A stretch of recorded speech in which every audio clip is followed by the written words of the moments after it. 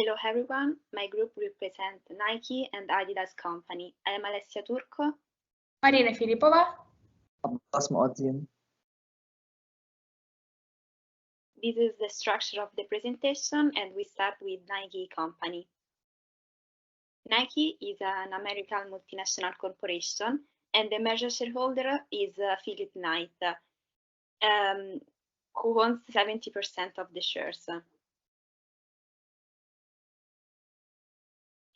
There is a separation between ownership and control, and we find an agency problem of type 2. Nike adopts the one-tier model system of corporate governance in which only one board, whose members are elected by the shareholders meeting.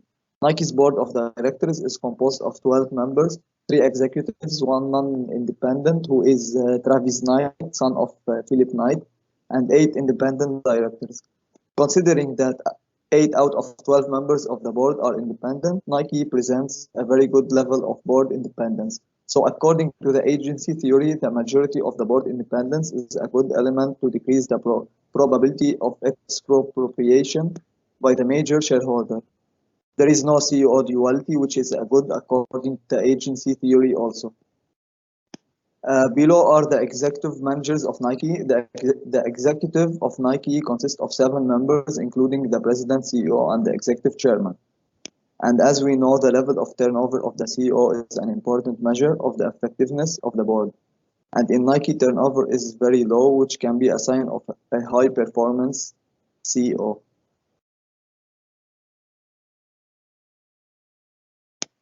In Nike, as we can see, that there is a separation between control and direction, since the CEO is John Donahoe. But on the other hand, we see that the ultimate owner, Philip Knight, sits in the board as a chairman emeritus to monitor and prevent the management opportunities, showing that the orientation is toward the agency theory, although the presence in the board of major shareholder lead to agency problem type 2. The operations of each division are separate from each other. Regional divisions are given autonomy to make decisions in their regions, but there is a limit to this autonomy. The basis of company management is the chairman of the board and the board of directors.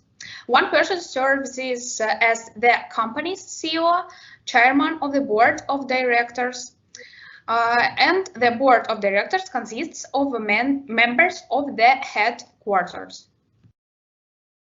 The Nike Corporation belongs to the Anglo-American model of governance, the presence of individual stakeholders, and an ever-growing number of independent.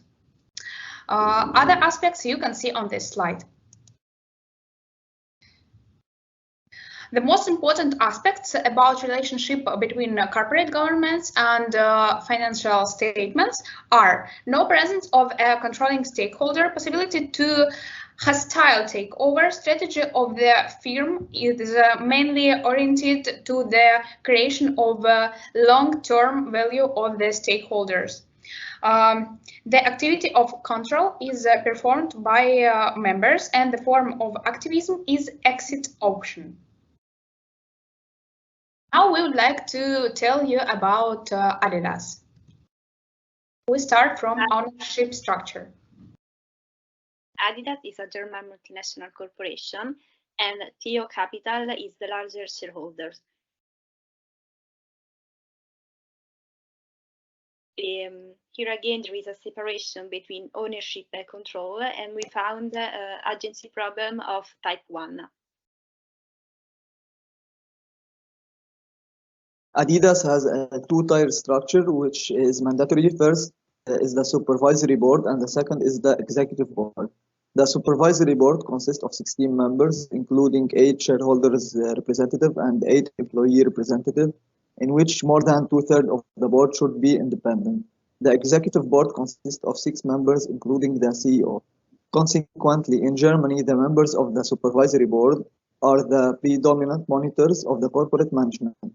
But both boards cooperate closely for the benefit of the company. And there are no executive board committees. the CEO is responsible for lead management and development of the company.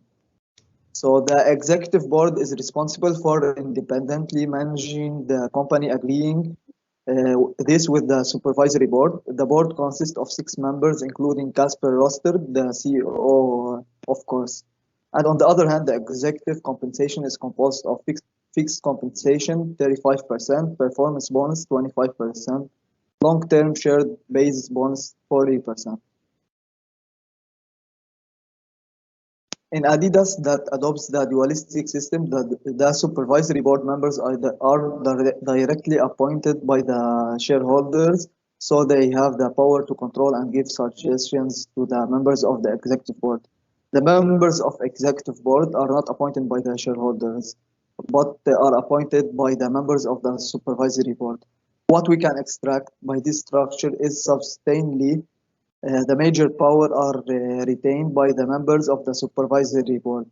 Executive board is responsible for managing the group. Supervisory board appoints, monitors, and advises the board of management. The supervisory board is responsible for the appointment and dismissal of members of the executive board. Based on management theory, we get an opinion on the organization structure of Adidas. Adidas have 6 departments: human resources, marketing, finance, manufacturing, engineering, and project departments. The company employees is over 59,000 employees, clearly structured processes and boundaries of employees' authority, the presence of grades and various working conditions, a clear organizational system where the employee knows his direct supervisor. And on this slide, you can see a relationship between corporate governance and financial statements. Managers are more interconnected with the internal directors, but the shareholders have the greatest influence on the company and its decisions. Thank you for your attention, and that's all.